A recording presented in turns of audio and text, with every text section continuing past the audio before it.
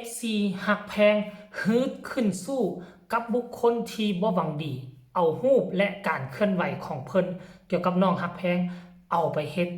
ในทิศทางที่บ่ดีเพิ่นถึงขั้นประกาศออกมาว่าจะแจ้งความว่าสั้นกราบทักทายสบายดี FC ทุกท่าน FC ทุกคนเนาะมาพบมาพ่อกับค่อยเจ๋เบาลาวคลิปนี้ก็ช่วงสายบ่ายๆเนาะตอนนี้ก็เป็นเวลา1 โมงตอนบ่ายแล้วท่านผู้ชมเนาะทักทายสบายดี FC ทั้งสาวน้อยลำเพลินโชว์ FC ของน้องหักแพงเนาะมื้อเช้านี้เมื่อเช้าการเคลื่อนไหวของเจเบาลาวส่วนใหญ่ก็จะเอาไปลงเลิกทั้งเสียงวิหกแล้วก็ทั้งนกพงศกรย่านุและก็รวมไปถึง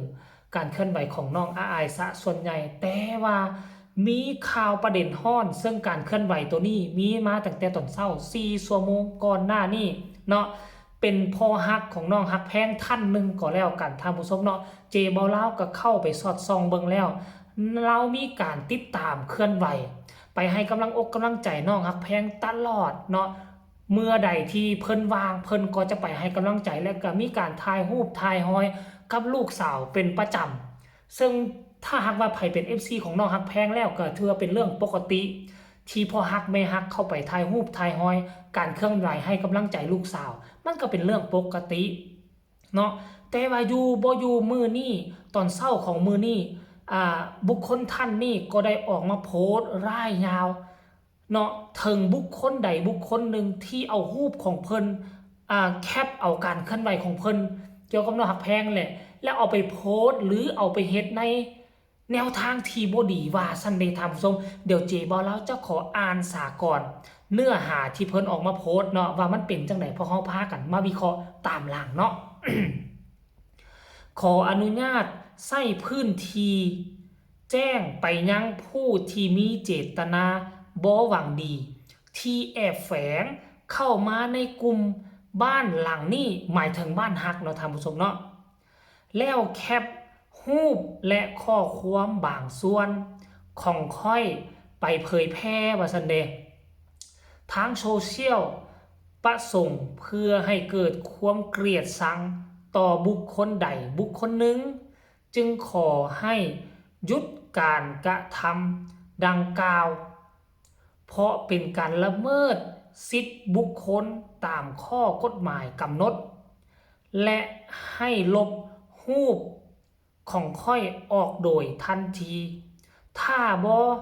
สั้นว่าซันเดด้วยศักยภาพอันพึงมีของค่อยจะดำเนินคดีกับผู้กระทำให้ถึงที่สุดท่านผู้ชมอันนี้บ่แม่นรายแรกที่เจอที่พบที่พ่อแบบนี้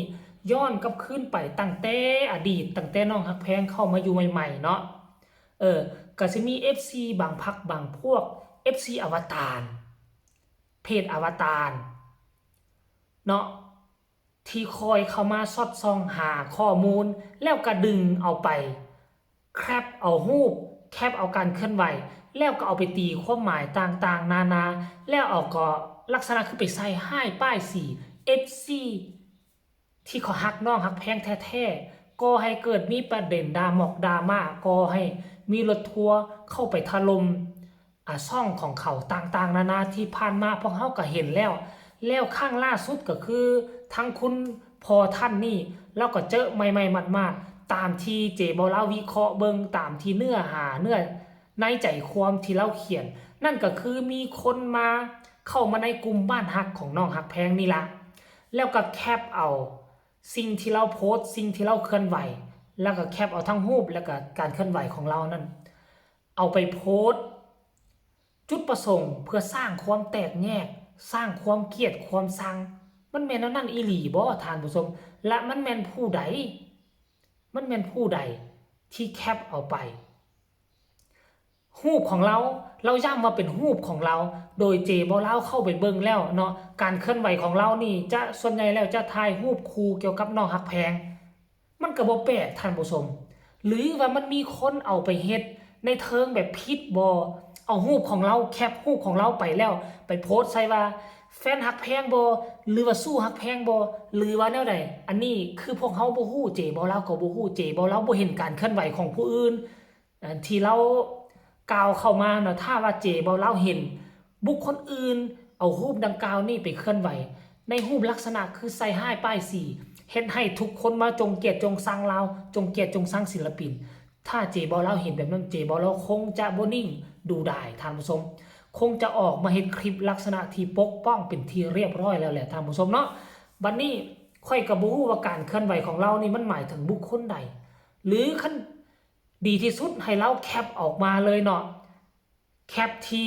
ที่เราว่านะบุคคลใดบุคคลหนึ่งที่แคปเอารูปเราไปเฮ็ดเพื่อสร้างความปั่นป่วนไส้เนี่ยต่างๆก็แล้วแต่ให้เราแคปเอามาลงเลยในกลุ่มบ้านฮักเจบ่เราจะเป็นกำลังแห้งใจตัวหนึ่งเนาะเป็นแข้งเป็นขาเป็นกำลังตัวหนึ่งเพื่อจะออกมาเฮ็ดคลิปประนาม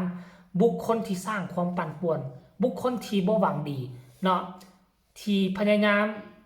ลักษณะคือโจมตีฮักแพงบ่ได้แล้วปัจจุบันนี้คือหันมาโจมตี FC ฮักแพงนะดังที่พวกเขาฮู้นั่นแหละโจมตี FC ฮักแพงโจมตีซ่องที่เฮ็ดข่าวเกี่ยวกับฮักแพงต่างๆนานามีแบบนี้มาเป็นประจำท่านผู้ชมซ่องเจบ่ลาวก็โดนตลอดถึกตลอดคอมเมนต์มาเว้าแนวเสียหายมาดูถูกดูหมิ่นดูแคลนห้ามว่าให้เจบ่ลาวมากระทำข่าวเกี่ยวกับฮักแพงตอนเจบ่ลาวกับก้าวขาเข้ามาอยู่ในจุดนี้นะเจบ่ลาวก็โดนทุกมื้อโดนทุกวันทึกเขาได้ว่าบักลาวบักเลอแนวนั้นแนวนี้แหละเป็นนกสองหัวกระป๋อมเปลี่ยนสีต่างๆนาทานผู้ชมคือคนที่เฮ็ดข่าวน่ะอันใดที่มันเป็นข่าวพ้นเด่นเฮาก็ต้องมีสิทธิ์เฮ็ดแม่นบ่ล่ะเป็นหยังต้องให้อยากให้เฮาจมปักเฮ็ดข่าวแต่ศิลปินคนใดคนหนึ่งมันก็โพดเกินไปติท่านผู้ชมเนาะ